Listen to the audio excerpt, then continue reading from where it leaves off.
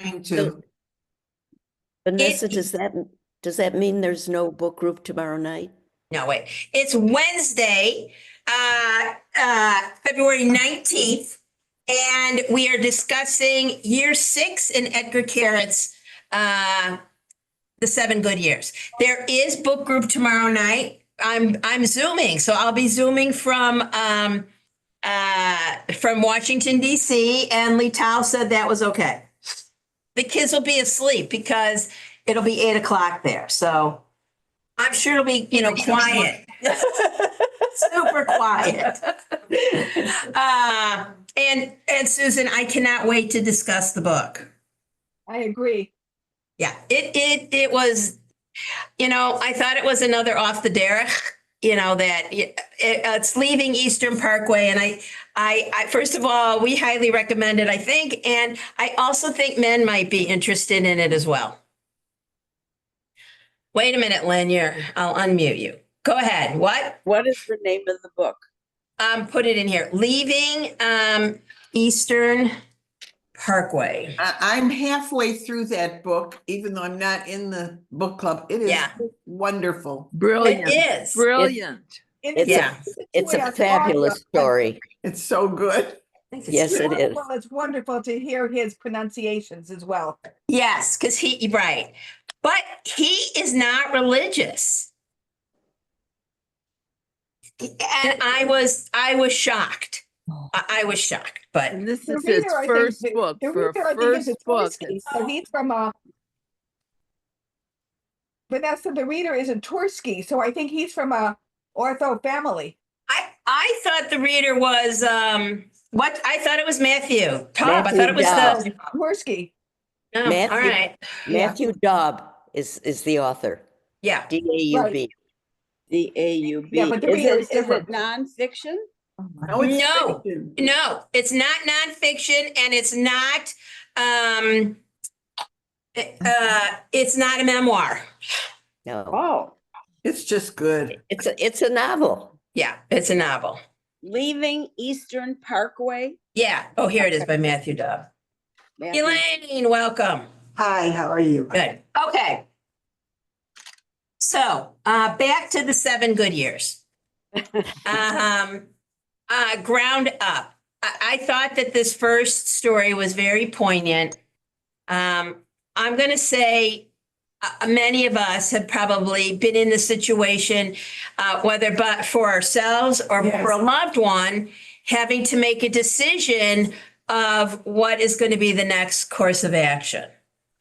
And I also thought that chapter 6, and we may not get to this one, is bookended by Ground Up and then A Shot of Whiskey, both about his father. And I just thought it was, I think his father has a very, a great outlook on life. So thoughts about that? I think the father probably was in denial and probably, you could say he has a great outlook, Yeah. but sometimes we have to be realistic and that's harder on the family. Yeah. I think the father's this great guy, Yeah. but it's hard on the family. Yeah. I've got some questions here. How does Keret's experience of fatherhood influence his perception of life and death? Do his reflections on raising his son in the shadow of his father's death make you reconsider your own beliefs about parenting?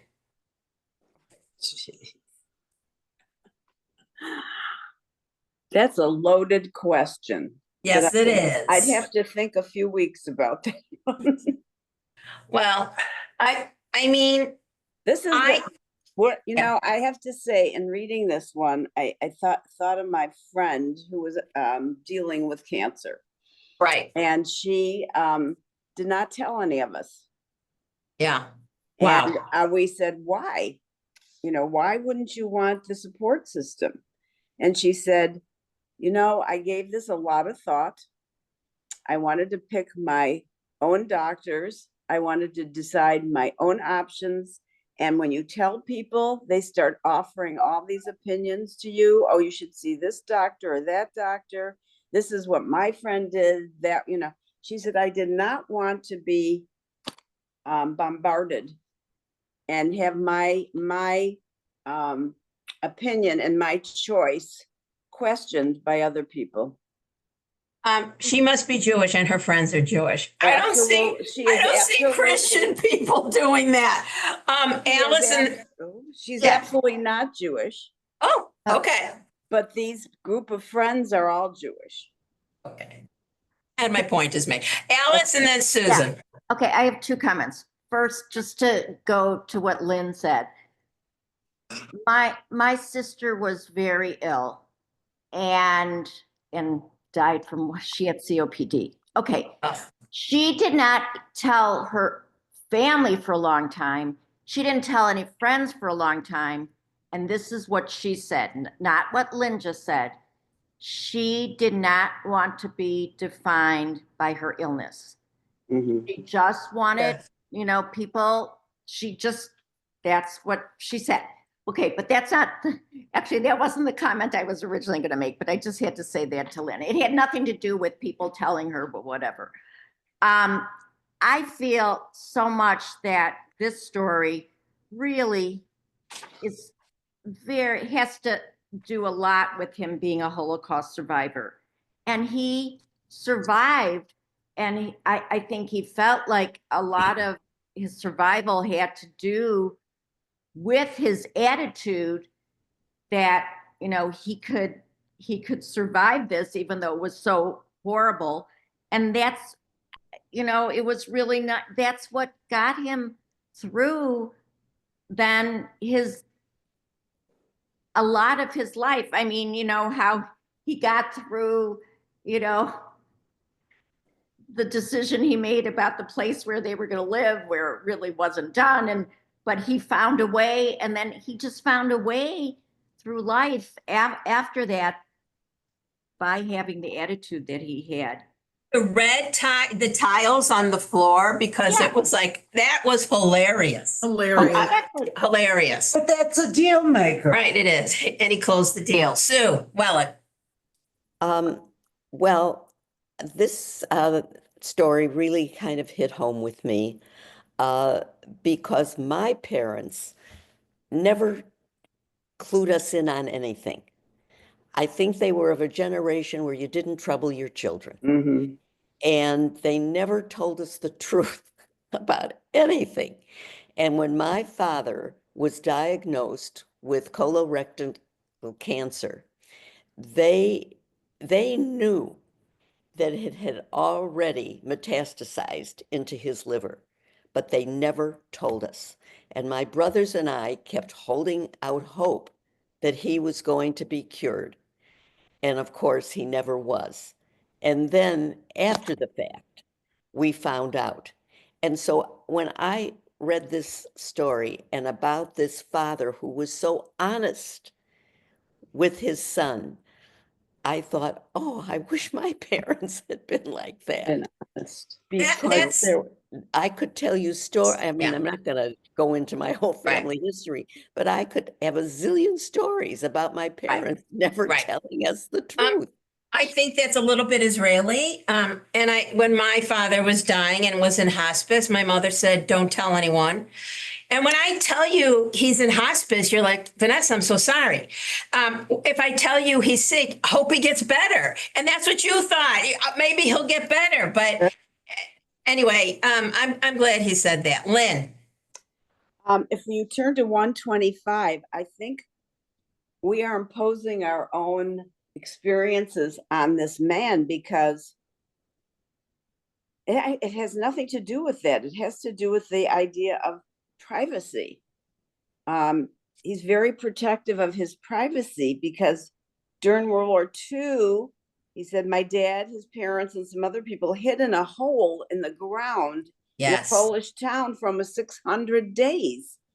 And then he said their muscles had atrophied. The time he spent in the hole had made him sensitive about privacy. And that's the reason he wanted to move, so that they each could have their own room. Yeah. So I had not thought about that reason, that you don't tell people what's going on in your life because it's yours, and he is protective of his own privacy. So it's a very psychological reason that he is not sharing. All the other reasons are very valid, but his reason seems to be from a different source to me. Yeah, yeah.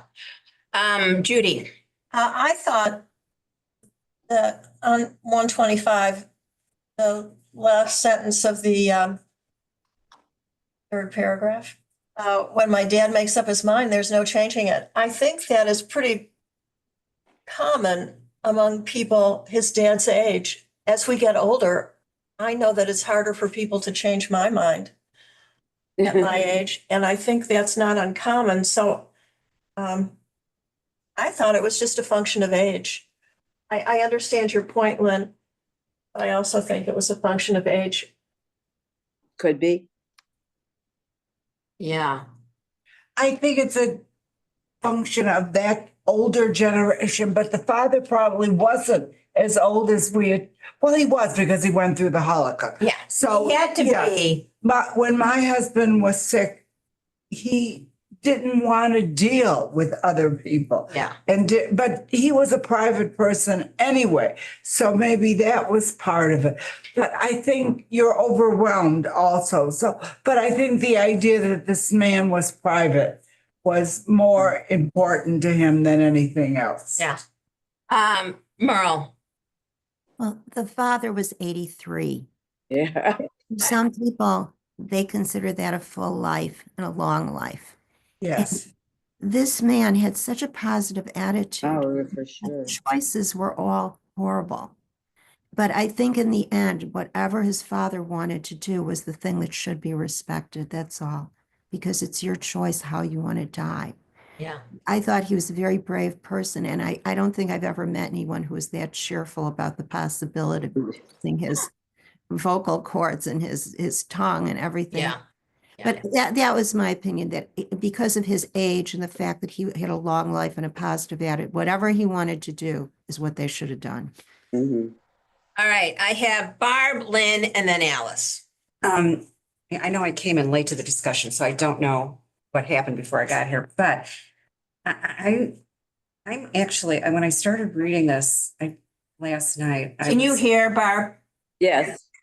When I started reading this last night, the first sentence, I was just blown away because I'm living this exact same thing. Yes, you Every are. moment we're here Oh, I'm so sorry. with my husband and same cancer and all of that.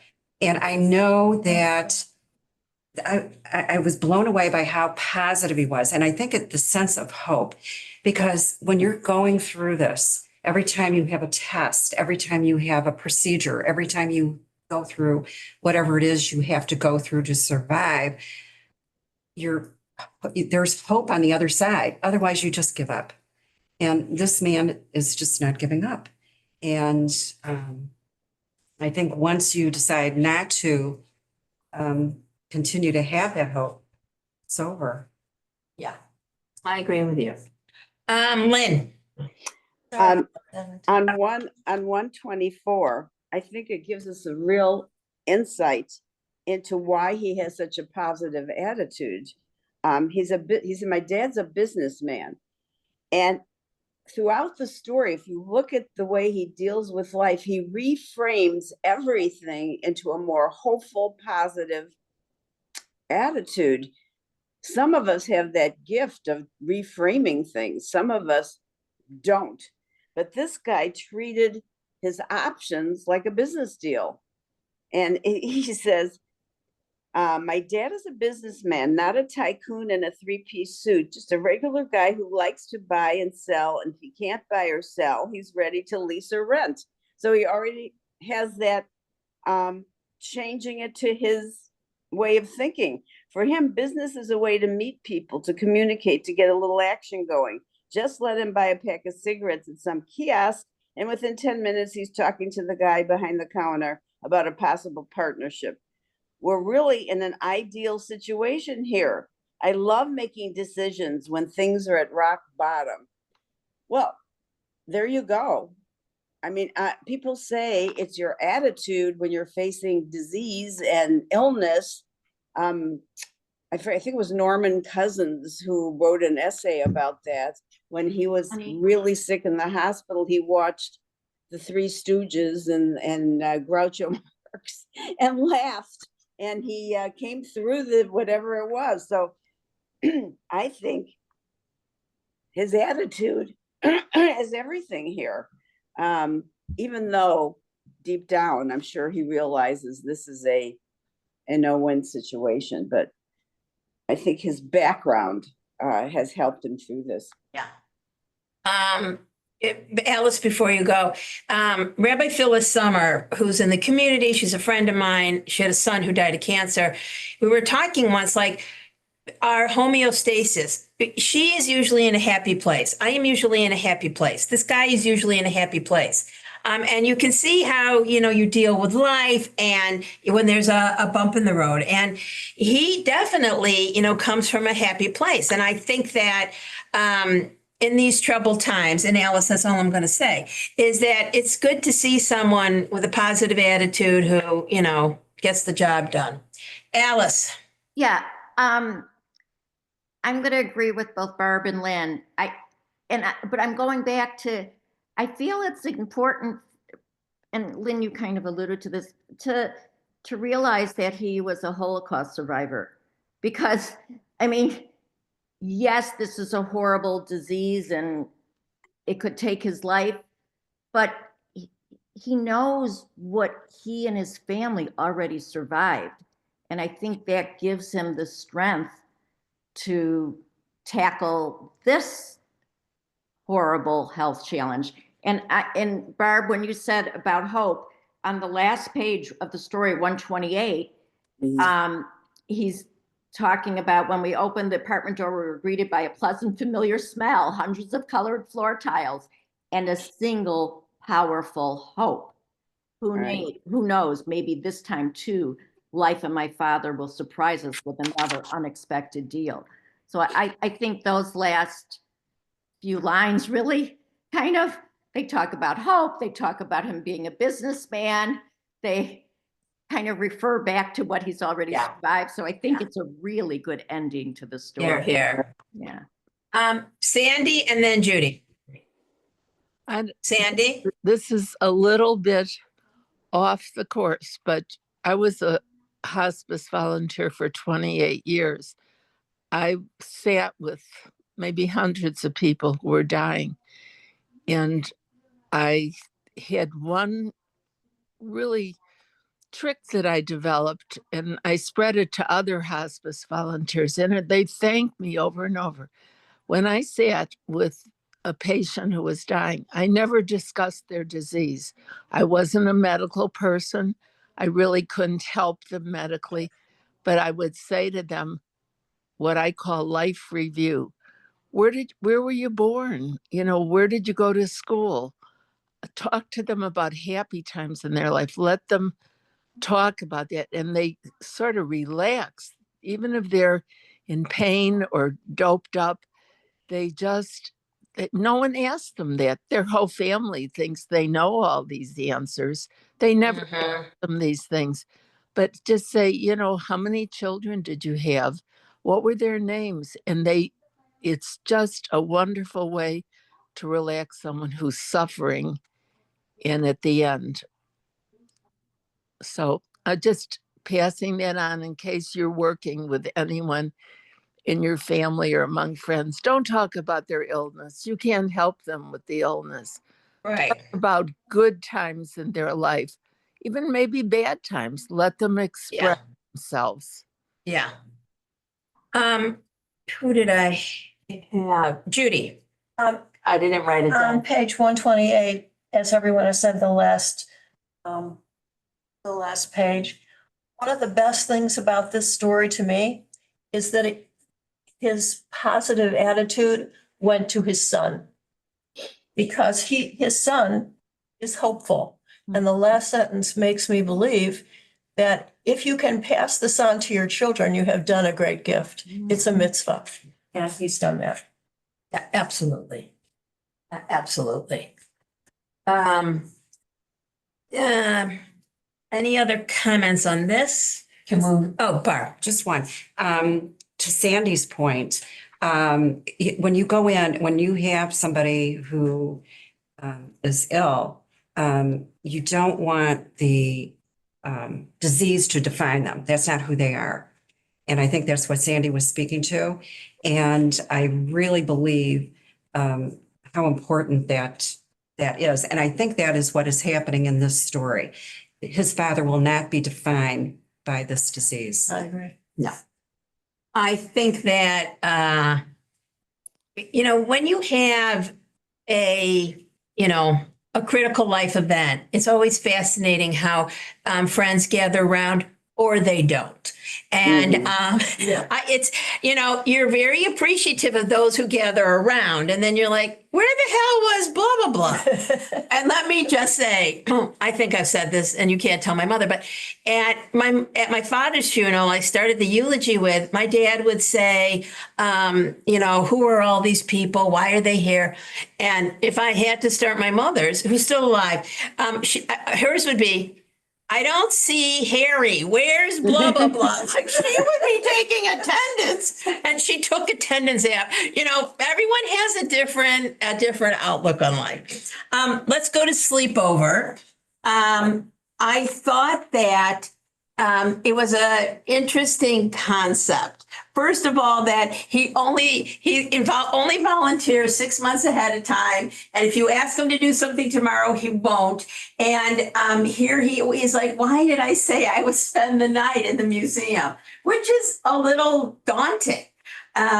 He said it was dark. I don't know if he had a cell phone, because now you have a cell phone, you always have a flashlight. Yeah, right. Yeah, he had nothing. Alice is agreeing with me. So and then at the end, he's just in that room and watching that painting of the beautiful woman. And I get up from where I've been sitting in a corner of the room and say goodbye to the beautiful girl in the picture. In daylight, she's even more beautiful. It's already 8 a.m. I start walking toward the exit as the first visitors, city guides in hand, make their way in. It's a very sweet interlude, and he makes everything interesting. Although, of course, sleeping in a museum would be interesting. Judy. I had a problem with on 132, the paragraph that starts with the powerful work reminds me of something I heard that afternoon. I don't understand what that paragraph has to do with the story. It was about words, I think. They wanted to order coffee, but there was too many ways to say coffee, so now they say espresso. I just don't understand what that had to do with the sleepover or the museum or He's isolated and he doesn't understand where he is. I think wait. that's it. Yeah, Alice. Oh, well, Judy, that's very interesting you're saying that. But, and Vanessa, you said this was like a sweet story. I felt it was more, it got into a very political story. And that was the whole thing with the breakup of Yugoslavia. You had Croatians, Bosnians, Serbians. You were afraid to order coffee with the word in your language because you didn't know how the person was going to react to you. I mean, and also it's about this horrible graffiti across this beautiful picture. So I don't know. I didn't find this. You're right, Alice. You're right. He's always humorous. I mean, and that's what I like about him. He puts a humorous veneer on all these serious things. But I thought this was a kind of a dark story, and it was kind of like, I mean, and as you said, Vanessa, it was kind of scary and dark to be in this museum all by yourself. Yeah. Then he ends up in front of this photograph that was defaced. And so, I thought you're right. It brought up a lot of political stuff for me. Right. Merle, then Barb. Okay, I agree with Alice. I thought this story was about the political nature of language and how you have to be so careful. And the Dutch soldier had written across this painting, no teeth, a mustache, smells like, and then what is it? A Bosnian girl. But the picture's beautiful. So it's about prejudice. And I just immediately had a reaction to this story because of an experience I had. I have a friend who's Korean, and she came to the United States at age 16. So she speaks English very well, but there's some words that she just doesn't understand to this day, even though she's 80, okay? One day we were talking about cabs versus buses or something, and she said she prefers buses. And I said, oh, you're very thrifty. She thought thrifty meant like cheap, won't spend any money. She didn't understand the word thrifty. She got very upset with me. Why did you insult me? And then a couple of months later, she read an article that said, Warren Buffett is a very thrifty man. Then she writes to That'll me. do it. She writes, I'm sorry, get angry when you use the word thrifty. I just didn't understand what it meant. So that language is so careful. And I remember there was a Polish translator who was working for one of the presidents, and they wanted to use the word love, like I love your country, but he used the wrong version of the word love in Polish. He used the romantic version instead of the other one. The guy was fired immediately. So, I mean, how you use language in political situations have to be very precise. So I Right. really reacted to this story. Yeah. In Hebrew, there's something I learned the hard way. When you say you're finished, if you say it one way, that means you finished your orgasm, and the other way just means finished. So you never say the other word, especially when someone corrects you. And you have to know, and you have to be corrected. And sometimes people just let you go on and laugh at you instead of correcting you. I have Evie, then Lynn. Oh, and then I have Barb. Sorry. It's okay.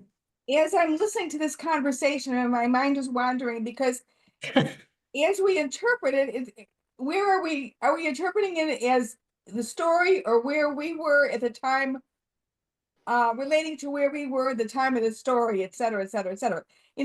As a child of somebody whose parents both had chronic illnesses, I was one way and afraid to tell anybody about what was going on, even though my parents were very positive, optimistic people and so on and so forth. But I had nobody to share the issues with and so forth, and maybe I knew too much, but maybe not correctly or what to do. So that helpless feeling of being in isolation. But reading this story from a different perspective of where I am now is different. But let me then switch to and from what Merle said, I didn't know the other definition of thrifty, and I probably would have interpreted as your Korean friend because that was my interpretation as well.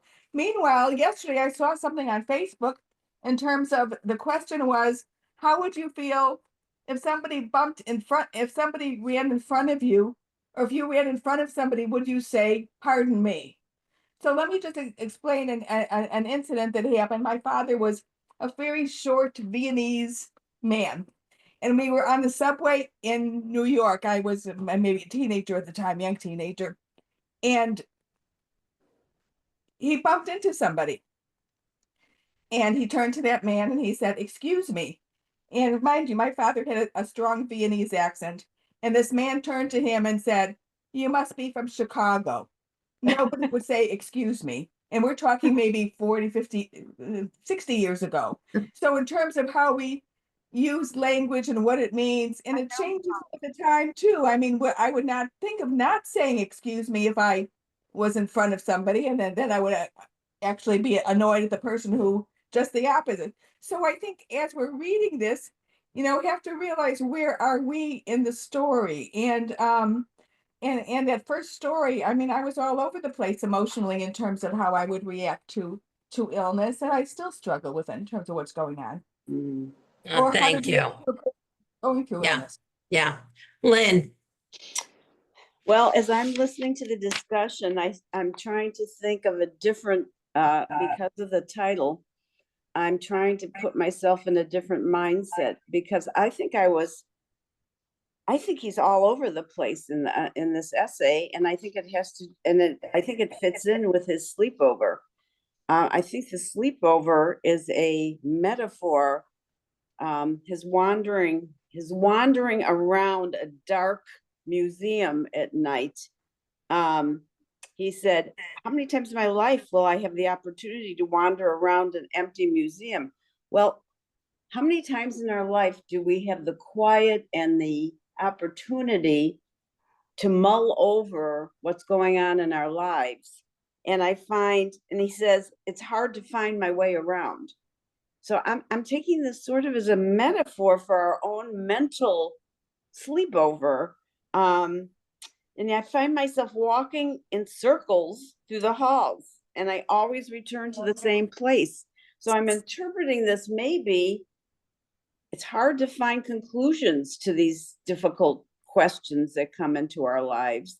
And he is trying to come to some conclusion, and he settles on this idea of language. I think it's just one topic that he's contemplating in the grand scheme of things. I know today, listening to the news, there is so much to grapple with. At what point do we have a quiet period of time to say, okay, how do I really feel about this? And then you walk around in circles, and and so that's just, I'm posing another alternative way of looking at this. Could be. I think you're right. Merle, then Alice. Merle. I thought the title was ironic because he never really went to sleep. That's right. Bard made this beautiful bed. It looked so comfortable, and he wanted to go to sleep. But when he got to that painting and he started thinking about these issues of language, he really couldn't sleep at all. And it was a very upsetting experience for him. Right. And he was sorry that he even accepted the offer. But I want to just take a second. I want to recommend a movie called The Apprentice. If anyone has like Prime Video, it's a story about young Donald Trump, how he became a businessman. I don't think I'll pass. The person who plays Sebastian Stan is nominated for an Academy Award for Best Actor. So it's a fascinating story, and it's got a lot of negative, a few positive things. Hard to believe. The Apprentice is the name. Merle, is it the one about Roy Cohn in his life? Yes, it is. It is. Yeah, I It's just how- saw that too. Yeah. Yeah, how Roy Cohn influenced him to become the person he is. So anyway, I just thought the title was ironic. There was no sleep. There was just a lot of worrying about language and political issues. Hi, Alice. Yeah, Lynn, I agree with you, but that's what I think I love about this author is that he's able to, well, use humor, but he's also able to take a personal thing, something that's happening to him, something that's in his mind, and then extend it to the world, to Israel, to his travels. And somewhere he says something, I can't find it now, but he talks about, he's referring to Israel, and he's talking about, here it is. On the last page, on 132, as I sit in front of the painting and think about words, about xenophobia and hatred in the place I come from and the place I'm in now.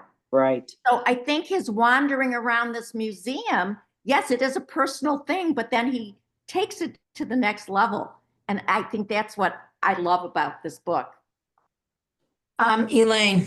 I think that, we have to remember that this story was taking place during the conflict, and people were against each other. And it still is that way in Ukraine. I mean, if you want to get political now, it is that way there. The Russians, I was listening to the news sort of a little bit this morning, and they were talking about the children that the Russians has taken out of Ukraine and are retraining. Now they're retraining them in the Russian language. They're retraining them in the Russian way. They will definitely become Russian because children are little sponges. So we tend to think language is something that we're used to, but language is the most important thing. you look at someone and then you say hello, and how they say hello to you, you judge them. Oh, they're from Korea or they're from so-and-so. So that is a judgment statement. And besides that the picture was beautiful, it was defaced by someone's language. Yeah.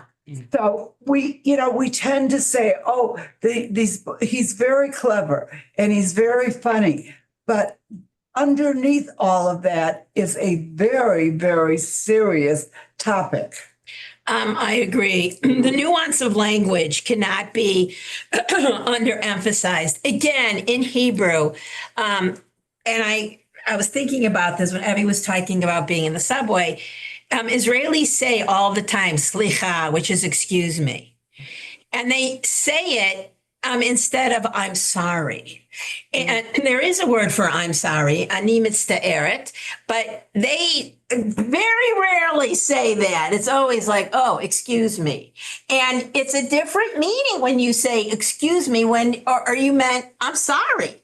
And that's a cultural difference. And sometimes when we go looking at the how this painting was defaced, because he's in Croatia, right? We can't even begin. Well, we can begin to imagine, unfortunately, now, but we have to take that all into we have to take that into our minds. Barb, you had a comment before you had to go out. I'm trying to remember what it was. All right, go. All right, we'll go to Abby and then, but Barb, if you want, just let me know. Abby. Okay, two things. I have an Audible recommendation called All the Beauty in the World, and it's somebody who worked as a guard or watchman in a museum and just watching the reactions of people. And I can't remember which museum in New York, one of the major ones, watching the reactions of people. But it's also the tone of voice that we kind of respond to. I gave Julian my copy of this book a couple of weeks ago. We're both up a lot reading in the middle of the night because that's the way our pattern is. And he didn't respond to it or anything. I thought a couple of times, and finally last night I said to him, "What'd you think of the book?" I said, did you get very far in the book?" "Well, I didn't get too far." So right away I'm saying, but it's humor, it's dry humor, which I thought you would like, and so forth. So I took it very personally. And he said, no, he said, I stopped reading it because it was in paperback and I have an allergy to paper in books sometimes. So I said, well, it's available on the Kindle. He said, okay, then I'll download it because I think I'll enjoy it. But my first reaction was, it was a rejection of my thought. It was my suggestion, a rejection of the book, but it's the tone of voice. And full disclosure, I've always been very sensitive to tone of voice, but then I also don't hear myself. So, so much for language and so much for body language and so much how much we think we know until we don't. Good point. Well, when we talk about language and tone, boys don't cry. Again, and there's been other times in here, and he talks about crying, and actually in the next story, but he's talking to his little kid. His little kid has never left, hasn't seen him cry, and he's artistic. Why doesn't he cry? And then when you were a kid, every time you wanted to cry, you sang and said, "No, I don't know how to sing." So most of the time when I felt tears coming, I hit someone instead, which I have seen with little kids. And then Lev says, "Well, that's weird. I hit someone when I'm happy." And I've seen that too. You never know what's happening, with little kids. I mean, I've also seen angry, especially with my two grandchildren. Sue. Well, this kind of hit home with me because I never saw my father cry. And I don't know if he ever did. It's just weird. But the thing about the hitting, really, I found that kind of amusing. And Merle, you said you have a very good Korean friend. Well, I have been watching a lot of Korean series on Netflix. I find them really interesting, and I'm learning a lot about the Korean culture because of these. So I asked the woman who gives me manicures, who's obviously Korean, because they all are these days. I asked her if it's true that when somebody says something that you don't like, you hit them. And she said, yes, they do that. And she told me that was the truth, that they were always hitting each other. And so when I was reading this story, that's immediately what I could think about was in Korea, they're always hitting each other. That is pretty funny. We could make that, something here. Plenty of hits. Judy and then Sandy. I thought this story was totally hysterical. And Alice, I thought about you because I broke out laughing hysterically at the last page when his father lies to him about where he is and he lies to his father about where he is. And to me, he is his son, his father's son. He's got the optimism, he's got the humor, and he understands his father. I laughed so hard at this, tears were coming out of my eyes. Sandy. I agree. I thought the story was really good, but in relation to what Sue just said, I just remembered something that happened last Friday to me that just I can't get out of my mind. David and I were in the car. It was freezing. It was windy out. It was 2 minutes to 5, and we had just come out of the Jewel. I said, oh my God, I have a check I have to deposit. So we raced across the parking lot and got in line for the drive-through at the Chase Bank. And they pushed the door open for me to put the check in. And I put the check in, and it was so windy, the check blew out and started flying around the parking lot. And you know how you can't open your door. When you're in that position, your door can't open. And David tried to get out on his side with his cane. He's 95 and he's trying to run after this check blowing in the wind. And I yelled at the guys inside the bank, who I think were Koreans. And I said, will one of you come out here and help this man? He's 95. Can you please come out and help this man?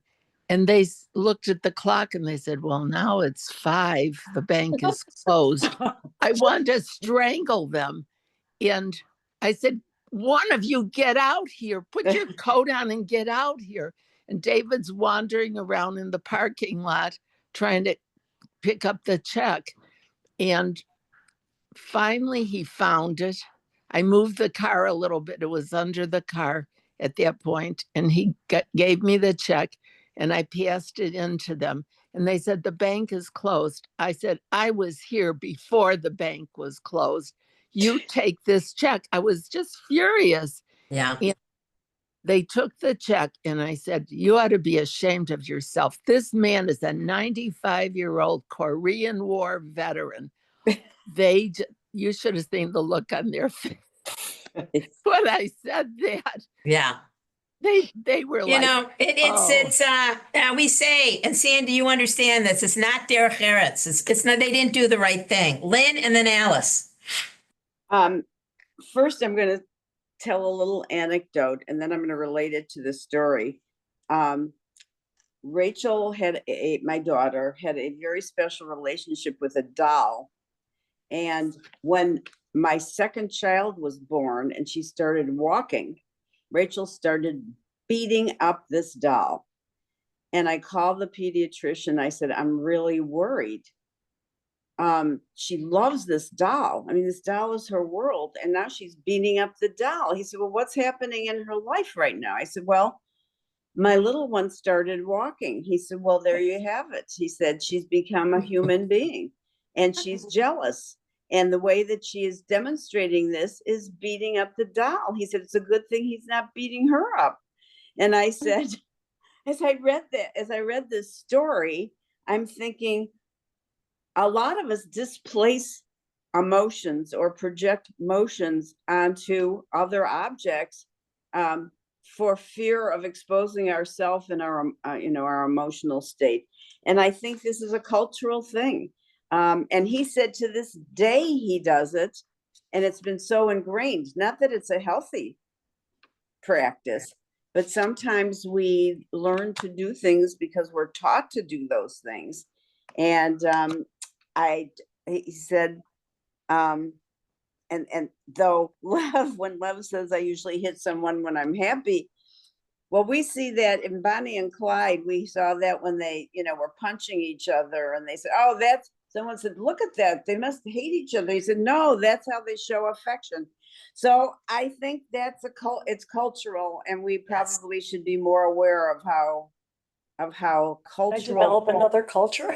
Yeah, I mean, it's Alice, amazing. Someone I don't like. Alice. Yeah, well, yeah, I can see that it's cultural, but what I was thinking was that, and I'm aware of it, but I don't think I'm very good at doing it. I feel like this story, what one of its messages was saying that you kind of have to figure out and look into why people are doing certain things. You can't just assume that, well, they're hitting because they're mad at something, or Right. and I think of it, I retired as a teacher, and I think I wasn't as good as I should have been in terms of really investigating why is this child doing this, so I think you have to see what the motivation is, When whether I was, it's personal Yes. or cultural or I whatever. agree. Alice, I agree with you. When I first started teaching religious school, and I was going through teacher training, and they said, you should take, when you're disciplining a kid, don't do it in front of the whole, it's the whole class. It's embarrassing, and you're going to get more. So I took this one kid out. I said, "What's happening today? You're all over." And he and this other kid used to really mix it up in class. And he looks at me, he starts crying. He goes, "Todd's not here today. I have to make trouble for the both of us." And I was like, "Well, that makes sense because you're hanging from the ceiling." And I thought it was a good technique that I use. And I look, but you don't know if you're making trouble for two, you're talking for two. You never know what's going through their heads. And I think sometimes just taking, that extra minute, and sometimes taking an extra minute to go get Sandy's check, or being nice, or how are you, and calling, all of those things are so important. I'm not going to start the other story because I have to finish on time, and I do want to show you. I sent out the next book. No, I didn't. I sent out suggestions for the next book, and I need everybody to vote on it. And I knew this would happen because I sent out, and there was like, and of course, there's like 4 or 5 books, and everyone voted for one book, but a different book. So if you haven't voted, please take a look at that. And we have 3 more stories in this chapter. Then we have another chapter. So that'll be March 5th. And then whatever the next time is in March. And in April, so March 5th and March 19th at least. And so we won't be going until April, and April 2nd. And then the 16th. And I have to cancel April 16th because we're taking a family trip to South Korea. And now we have a wedding there. And now I'm going to ask my nail people if they have any suggestions.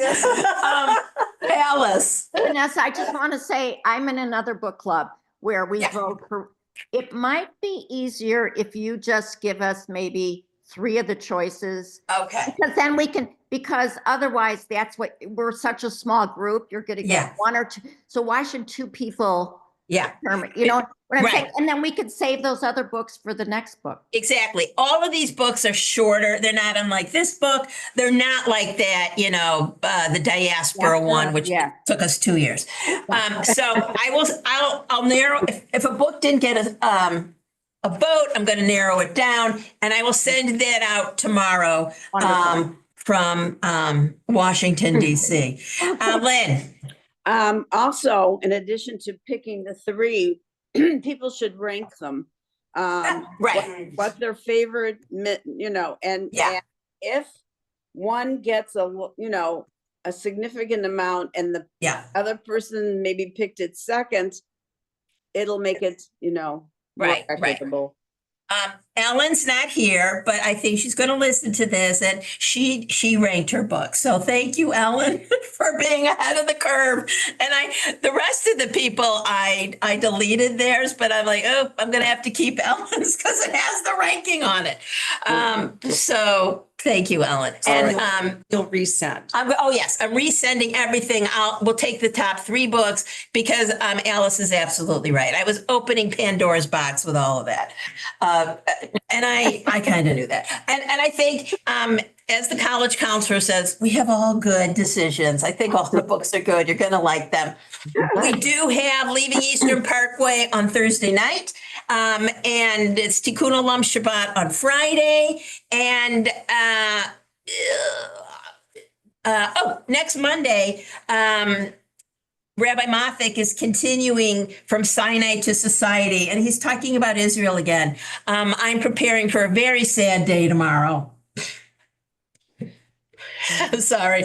The remains of, we'll get tomorrow, and there'll be more live hostages released on Saturday. So I think Rabbi's going to have a lot to talk about, and it's in person and on Zoom. So if it doesn't warm up, you can still Zoom in, and he did a great time. It's an hour from 7 to 8 on Monday.